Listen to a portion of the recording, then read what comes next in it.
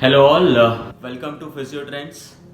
I am Physio Prem Shah, going to talk about benefits of exercise on diabetes and hypertension patients.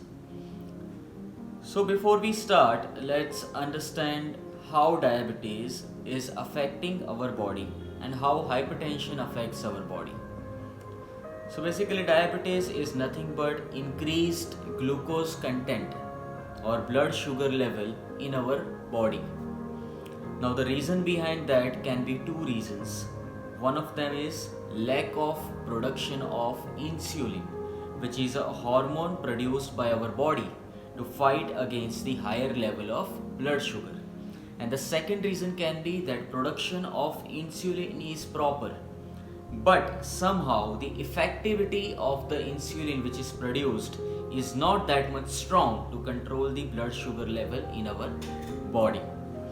So with the help of exercise, what we can do is we can increase the susceptibility or strength of the insulin which is produced, and also we can utilize more of the blood glucose level which is already present inside our body, and that is how we can control the diabetes.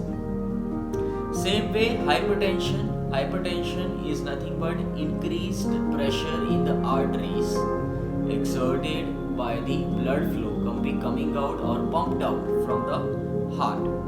Now to understand this, just take an example of a water pump which is pumping out the water out of a well, and outer source, if you are keeping a smaller diameter pipe, then what will happen, that water is going to come with a greater force.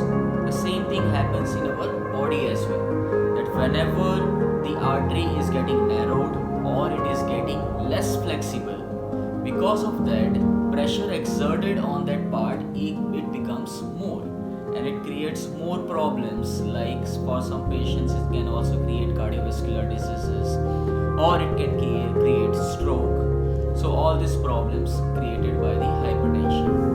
And with the help of exercise, what we can do is we can make these arteries more flexible and more susceptible for sustaining the force exerted by the heart pumping activities.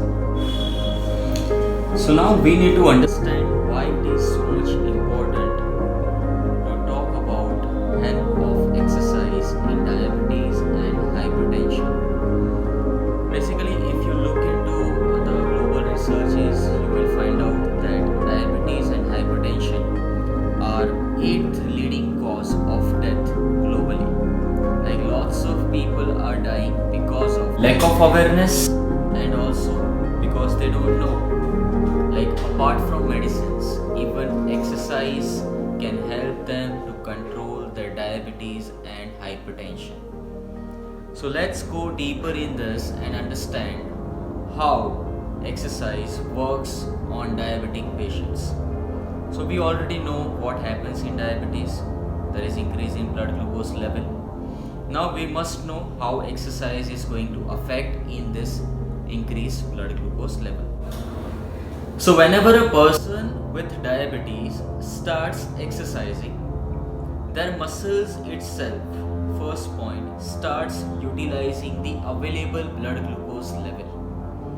And if you are doing it consistently, then over a period of time, it can also increase the sensitivity of the insulin, which helps to maintain the blood glucose level in long-term rule. So now what all exercises should be done for the diabetic patient and when it should be done, that is the most important factor. It is beneficial if we are performing at least 150 minutes of exercises per week for any type of diabetes which is recommended. Now what types of exercise? So normally in diabetes, aerobic exercises, resistance exercises and flexibility exercises, all these three exercises have major role to control the blood sugar level. Aerobic exercise, in simple terms we can say cycling, jogging, swimming, which increases your heart rate at certain level. Resistance training means you're lifting certain weights or working against gravity to increase the strength of your muscle mass, right? So now in diabetic patients it is very commonly found that their muscle mass decreases as well as strength of the muscle also decreases. So to improvise those conditions, we have to function the resisted activities so that in long term it can benefit us for maintaining the blood glucose level. Flexibility exercise is basically performed so that the muscle tone is maintained. So whenever a person wants to perform certain activities, he or she can perform it with full range of motion and it gives full benefit of that exercise. So hypertension, talking about it, we believe that yes, when you exercise, your blood pressure rises and that can cause more problems for hypertensive patients, and for the same reason most of us don't prefer to go for exercises whenever we are affected by the hypertension. But thinking about the long duration effect of this exercise and performing only certain group of exercise with certain limitations, with certain precautions, can give you many benefits to control your hypertension. I'll give you a few examples. Like I said, for diabetes, performing 30 minutes of exercise.